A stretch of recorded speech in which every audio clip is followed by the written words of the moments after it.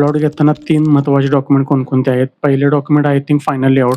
Final layout असणं खूप गरजेचं आहे. कधी-कधी तात्पुरतं रेखांकन दाखवून, इनिशियल लेआउट दाखवून बुकिंग घेतली जातात, पण कधी-कधी फायनल लेआउटला परवानगीला डिले होऊ शकतो. तर फायनल लेआउट बघणं खूप गरजेचं आहे. दुसरं आहे माझ्या मते मोजणी नकाशा, जो भूमी अभिलेख डिपार्टमेंट देते. तिसरं आहे येणे ऑर्डर. जसं आपल्या कोल्हापूरच्या काही गावांमध्ये कोल्हापूर प्राधिकरणची परवानगी लागते.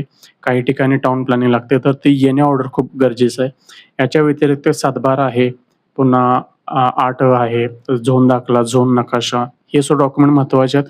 पण 3 डॉक्युमेंट हे सगळ्यात महत्त्वाचे जे मस्ट आहे तुम्ही बघणं. जसं मी पहिले डॉक्युमेंट म्हणलो आपलं फायनल लेआउट, दुसरं मोजणी नकाशा, तिसरं येणे ऑर्डर. ही 3 डॉक्युमेंट तर मस्ट आहे आणि ह्या डॉक्युमेंटच्या बेसिसवर तुम्हाला नॅशनल बँकेचं लोन मिळू शकतं, जे साधारण तुमच्या प्लॉटच्या अमाउंटच्या 60% ते 70% 75% तुम्हाला लोन मिळतं.